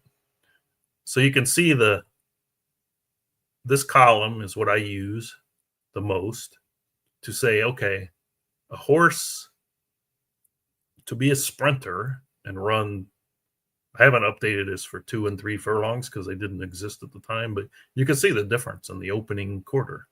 Our guy runs 2260 something. So you can say, okay, I thought you said 789, and this horse does not run that. Well, we're not done yet, so we'll see. But right now, if this was the horse's ending splits, you'd say, oh, it's a lot slower. It doesn't meet the 2340, but it's close. And it doesn't meet the 2260, but it's close. So 9 might be in there. 10, 11, 12. But again, we've already said that it's probably going to be a medium to medium long.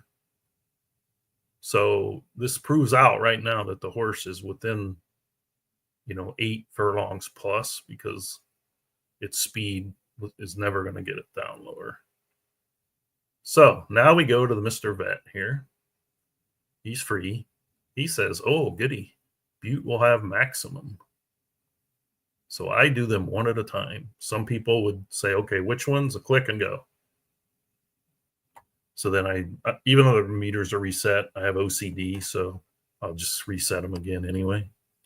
And now we see, here's the situation I talked about. Why the heck does have maximum results, but he's slower?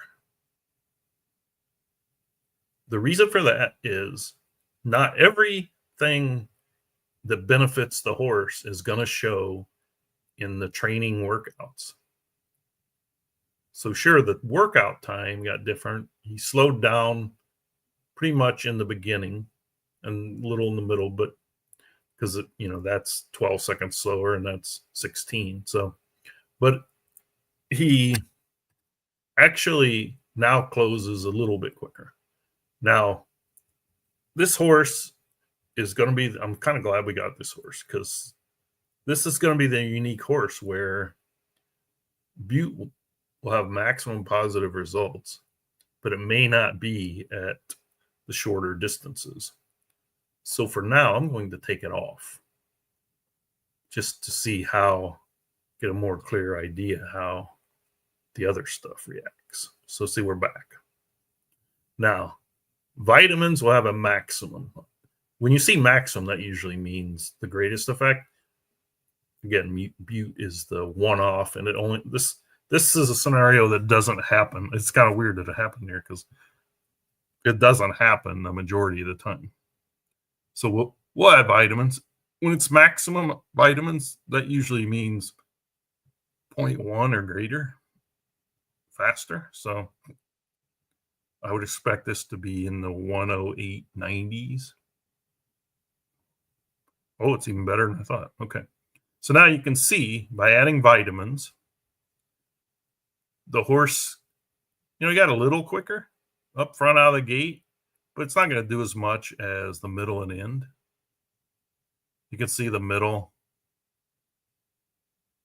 he's a little quicker because he's a little quicker out of the gate, but in the end now, he's down to 23:31. So he's rounded more in shape into what we would expect, a 9 through maybe 11 or 12 horse. 8 still is a little bit outside. You can run these at 8, but again, we haven't finished here. Now, I found that usually if Butte has the effect, that blinkers will have the same effect. So if we put blinkers on, we're going to see his horse slow down most of the time. So you can see blinkers didn't help. So we don't want blinkers. We're counting on Shadow Roll to help this guy. And it didn't. So this horse only wanted vitamins, but let's train him at, say, 10 furlongs. Let's go a little bit out further and see. So if we train this horse at 10 furlongs, sorry, I should, without Butte,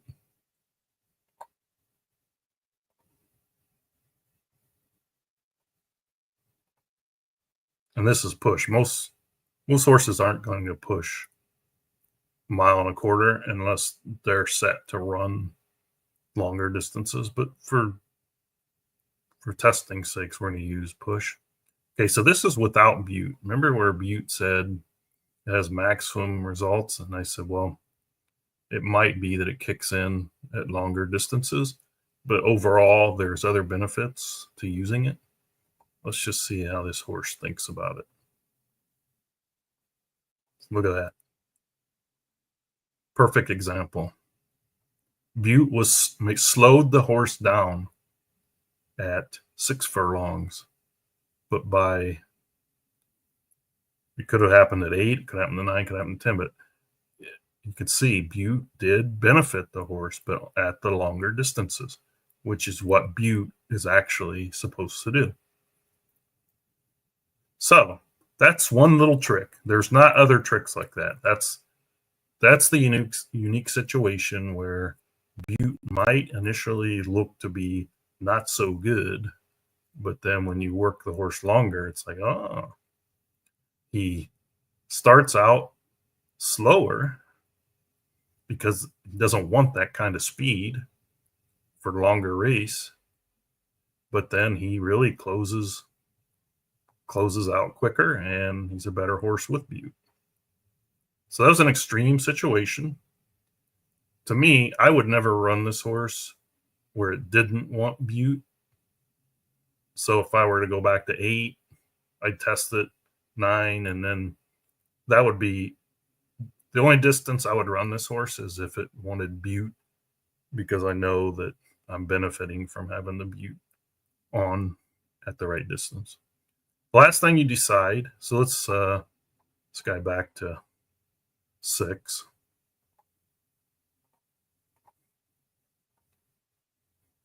And then we'll take the Butte back off.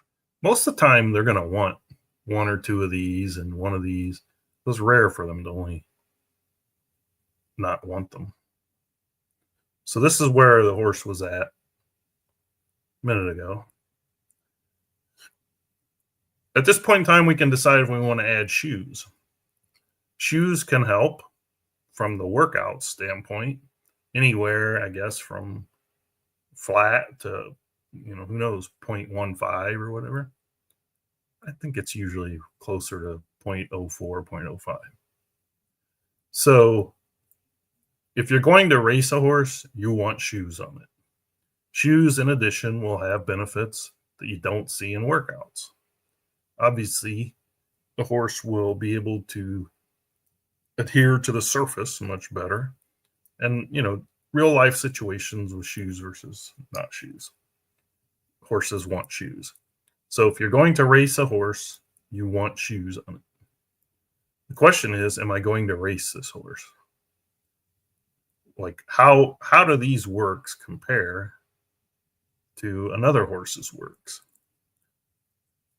I'm going to tell you the first trick here. First little trick is, again, these are works. How this horse performs on the track, he may just eat up competition and run so much better than his works are. Now, in most cases, the race times are going to be quicker because, you have a pace setter and you're going to be following. But the rule of thumb here is, unless a horse just looks god awful, and what I would call god awful is if it's not a router and it's above, 108.95 or 109. I have a lot of horses, so I don't run those. Some people try to run just about every horse. Question is, where would you run it? And again, I have charts that I have set up on where I would run a horse. Oh gosh, I'm so sorry. I'm not even sharing the right screen. So I'm gonna have to do that again. Okay, sorry. I'll backtrack a little bit, but I'll go quicker. That's why I need someone on here to say, hey, stupid, you're not sharing the right screen. Okay, so this is what we were looking at. What I did that you couldn't see is I trained the horse. Vitamins, it went from 109.02 to 108.86. And then I added blinkers, didn't help. Added shadow from 108, didn't help, so I don't keep them. And then the initial question was, okay, with Butte, why does it say maximum? But when I use Butte at 6 furlongs, when I put Butte on them,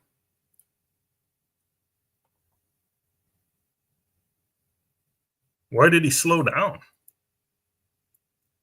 And that was an example I went over that typically with Butte, if it doesn't do better on a horse at 6 furlongs, it will at some point in time, and that's the distance I like to run them no shorter than. That's just me. It's not a rule of thumb. Everyone does what they want. As you can see, once I punched it up to 1.25 miles or 10 furlongs, and then added Butte, you can see Butte did help at that level. So what I like to do is start at 8 furlongs with these types of horses and train with Butte on, Butte off, and see where the Butte kicks in and actually makes a significant difference. And you can see here at 10, it sure did. But not always the case. It may not kick in until 11, 12. But once I discover that, where it kicks in, that's the only distances I'm kind of thinking about for a horse. I'm sorry, this is very in depth because of this one situation. On this horse, if we get back to the training, you see this is his most recent works. No butte because we're doing 6 furlongs. 108.87. I will tell you, I wouldn't race this horse because I have way too many horses. And the level I would race this horse at, I could probably find one, I think, many 1 or 2 or 3 or 4. They're going to be better than this horse. But you don't know until you race them. I get beat by these horses all the time. And it's like, damn, how come he beat me when my horse trained in 108.44? You know, it's like, because you have to run them. But I'm too thick on the skull to do that. So my advice would be, you know, run anything that's under 108 or 109 or at least 108.90. And if they're routers, run them, you know, up until like 109.25. I wouldn't put them in a blue blood maiden and pay 10 or 20 bucks, but you know, a maiden, you just never know until they run. So that is how you train a horse after you bred it. If I wanted horseshoes, I would click update and it would say, oh, you're about to purchase horseshoes. And it'll tell you you'll be charged 2,000 credits. It's bonus credits. Unless you don't have them, then it would be game credits. Let's just check this guy out. We purchased the shoes, as you can see. The shoes also adds to the horse rating. I think he was 101.50. Here you'll see the horse rating. Maybe it's 101.25. I don't know. But you can see the shoes didn't hardly boost his rating. Her rating. But we'll see how the shoes did affect the 6 furlong works. 0.04, about what I'm used to. So is this horse track ready? He is now. Except for he hasn't been named. Now let's say this is his time. So even though if you go back to his conforms, which said hindquarters angle medium, underlying also can play a part in determining the distance. So medium to medium long, which is right where we're at, you know, 9, 10, 11 probably for this horse. He's probably too slow for anything quicker, but the first person that sends me a direct message can have this horse for $1 to tinker around with. The only reason I say $1 is because that's what it costs me to post it up for sale. So if you want this horse to mess around with, send me a message. Sell it to you for $1. Now that took longer than I thought because even though I didn't mean to get so detailed, I did. Again, that was breeding a horse, quick breed, using my own stuff. If I went to breed a horse and I didn't want to use my stuff, I'd click select outside mare. And then I could just pick whatever mare. If you kind of highlight over them, you can see some information. Then this is the horse's racing information. Runs, wins, place, shows, dollars won. Now his earnings of his foals and earnings per race of his foals and the fees. So then I say, stick to my own. And if you click outside sires, see the same information. Oh, this is a really good horse here. See, he's offering him up for 25. This horse's career. He's out of Man of War and Trillion. Horse won 1.4. Now, these aren't these are the old horse descriptions. If you do click on them, you can go right to the horse and click on the conform tab and see there it is, the kicker. Everybody likes to breed these things that have long underlines, which means they have a big, long stride and they like to go long distances. And of course, the big races on the site, such as I don't want to use the term that we're not supposed to use, what is in real life known in the US as the Triple Crown, which we call the DC, not the TC, for branding reasons, are big, obviously the big races. And then EC, the Elite Cup, is in the real racing world known as Breeders' Cup. So, and again, the 9 furlong, 12 furlong, those are where the largest purses are. So this is a really good horse to breed with.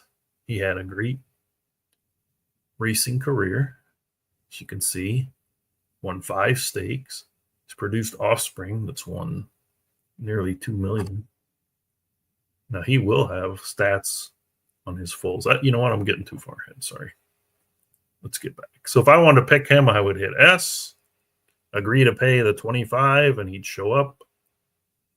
If I wanted to pick this one, this is one where someone has reserved for someone else, so you can't pick it. You can reserve a breed for someone else. You just can't reserve a horse for someone else. But if you want to say, hey, I'll take a shot with this guy. He's only $2. Or this one, $4.50. So if you don't have your own horses to breed with and you don't have friends willing to let you use theirs, then you can always go to the public page and use the ones that are available to anyone.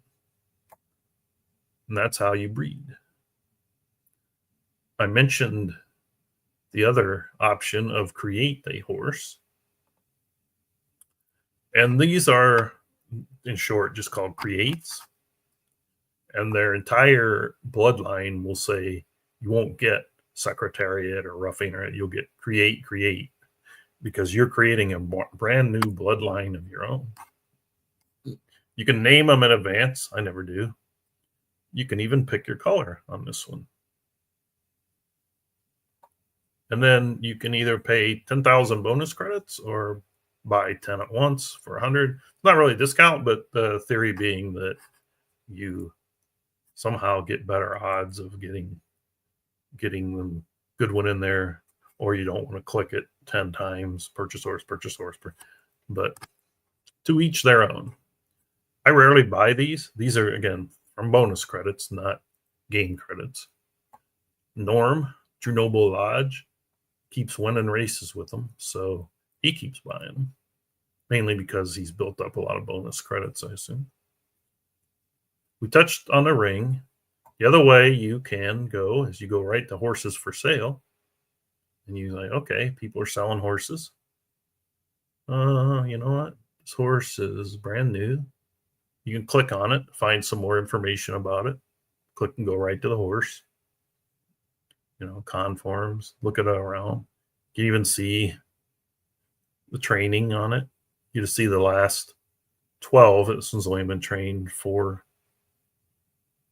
times. You can see it's 108.46. Not a bad little horse.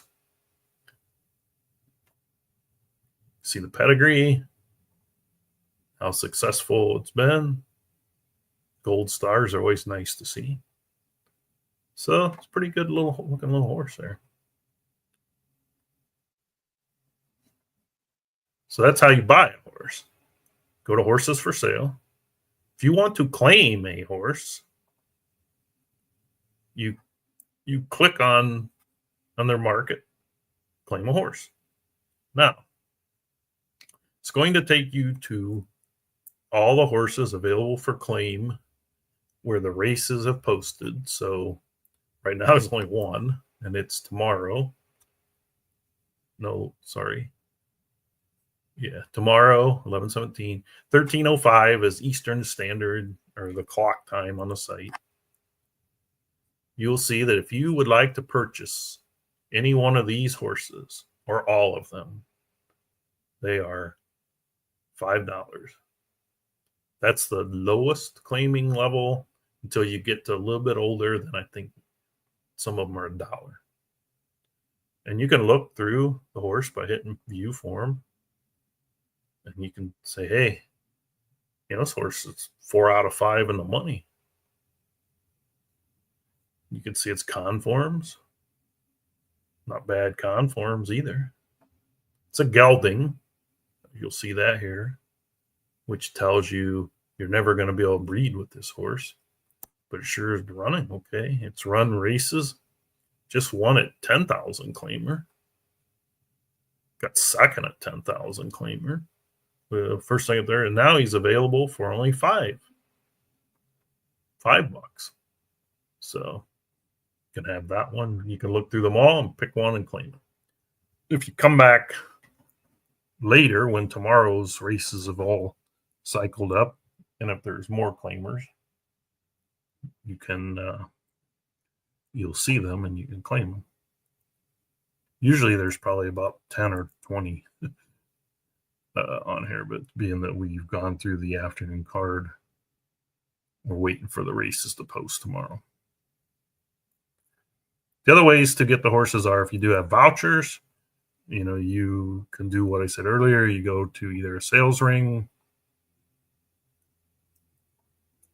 click I want to use my coupon / voucher, or if you go to when you're breeding a horse, you get them by using your vouchers as well. Okay.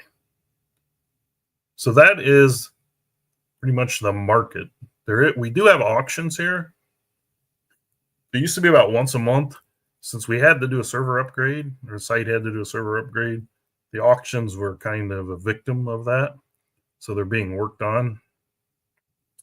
So we do have auctions. They're kind of like eBay, where you keep bidding. If someone keeps bidding, the clock resets to 30 till nobody bids. And certain auctions sometimes are just for 2-year-olds, 3-year-olds. Some of them are for all, but there's usually a lot of participation as far as number of horses in the auction from all different calibers. So we've gone through main stable, which is pretty much information. I didn't really go through as much as I should have on the horse page itself to show you what this stuff means. This is the horse we just bred. I'm the owner. That's the color, or they don't call it color. Bay, black, gray, whatever, chestnut. F is filly. C is colt. So female or male. It's 2 years old now. Active. You'll see they're active, retired. Retired B means he's retired and he's a breeder. The sire, you can see we used was Dance Fever. The dam was Authentic Saint. I am the breeder of this horse. Meaning, if this horse, since it's a homebred, you'll see yourself as breeder on other sales ring and creates and all that, but you're not really the true breeder. So just there really wasn't anything to put there other than breeder digital downs, and that would have been a nightmare. So as a breeder of this horse and the owner of the sire, if this horse ends up being really good and I have the right membership level, in addition to winning purses, I'll get extra bonuses for being the sire owner. It's anywhere from 3 to 5%, depending on the type of race. And these only usually happen in the graded races, but they can add up. And then there's also state bonuses. So if this horse is deemed to be a New York horse, because the dam was in New York, although it might be Kentucky, because I mentioned that earlier that I think I bred it in Kentucky. But anyway, you also could get bonuses if you run in the track state that your horse is from. It all adds up, to be honest with you. Well, here's a horse's record. It's like in the real racing forums. Lifetime, season, how he runs on dirt, how he runs on turf, how he runs on off track, average speed rating, which we'll get into. There's the profit and loss, which we showed on that report. And this is not applicable now because he hasn't had a race. So that's that horse. Let's find one actually has stats. Let's go back to our favorite horse here. one of our favorite horses. The one I keep picking on. Let's find one that won something.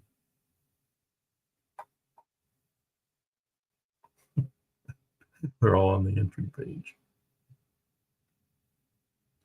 Okay, let's look at Bold Navigator, and that way you can see his record. Look at this guy, 110, huh? Thinks he's hot.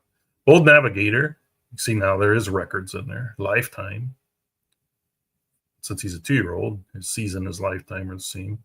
Sometimes you'll see that with 3-year-olds that don't race until age 3. You see he's capable on dirt and turf, even though it says his preference is turf, but he's won on dirt. He's always in the money on dirt. And he liked the one time he was on and off track, which is nice to know. The number out here is his average speed rating. If you look in race results, you'll see speed and pace. This is the number. We'll get into that. We may have to go into another, like part 2 of this after I go over the horse. I may have to record part 2 of this later so that people can get a break. But so here's the horse's record, earnings again, average speed. You can see his speed rating, which is also the average of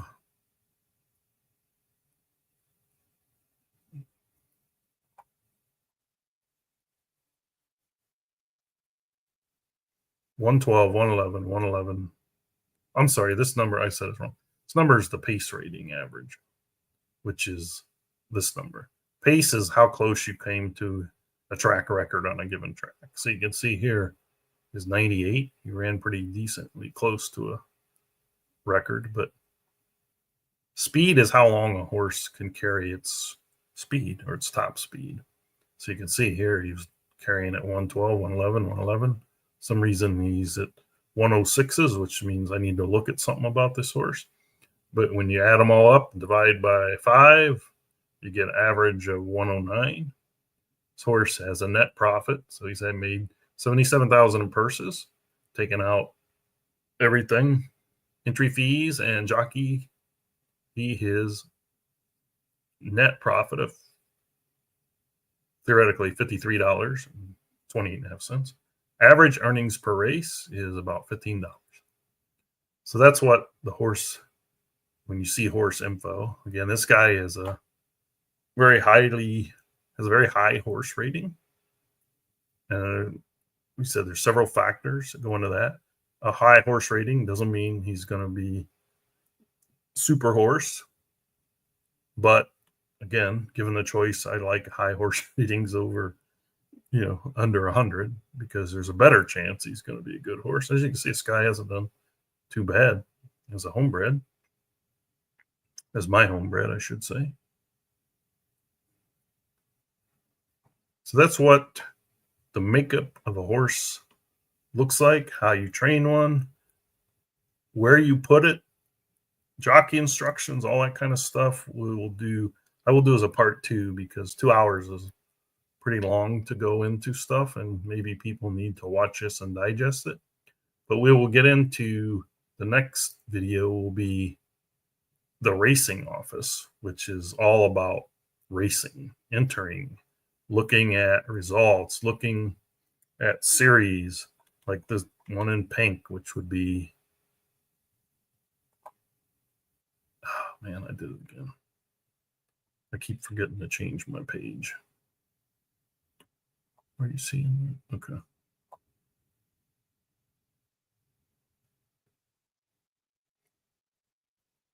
And then the famous Eliminator tournament is here too. So we'll get into the whole aspect of racing your horse. And then we'll get into some cool statistics if you want to dig deeper. There's also a handicapping contest on the site where you get X amount of handicapping dollars, and from Sunday morning to Saturday evening, you pick a horse or horses, bets, and there's vouchers awarded to those who do the best every week. And we'll go over this racing news, video gallery will show you where you want to go if you want Bob's tutorials, which are sort of a series like this, tutorials for how you buy. So probably more detail. Digital Downs is available on all these sites. This shows track records, and then Learn to Play we'll go over because there's a lot of detail to go into. Some of this has been updated or is being updated as we upgraded the server, and so data needs to be moved from here, or some of the stuff's new he's creating. But so, instance, you can go into this section. What is Digital Downs? There's Mr. Bob. Then you can same things where we've just been going out over.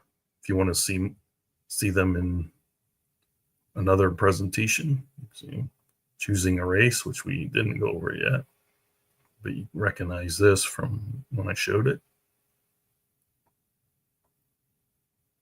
Selecting jockeys, we didn't go over all that. But once we're 2 hours in, I'm going to call it a session here, and I will probably record another one without it being live. Just record it and edit it. But I would appreciate anyone that views this if you could just shoot me a quick note, either A, telling me we kind of liked it, or B, could you please do this, stay in order, less details, more details, that type of thing. Again, I did this off the top of my head, so I didn't prepare for it because of the late decision to do it. So I tried to stay basic, but I know in places I got way more than basic. So I will pick up and do another one soon. Probably, like I said, it'll probably be pre-recorded and a link put out there to where you can see it. But that gives you the general idea of maneuvering around the site, what some of the things mean, how to train, at least the way I train, how to buy, how to breed, that type of stuff. I thank you for watching, anyone that watches, and see you next time. Thank you very much.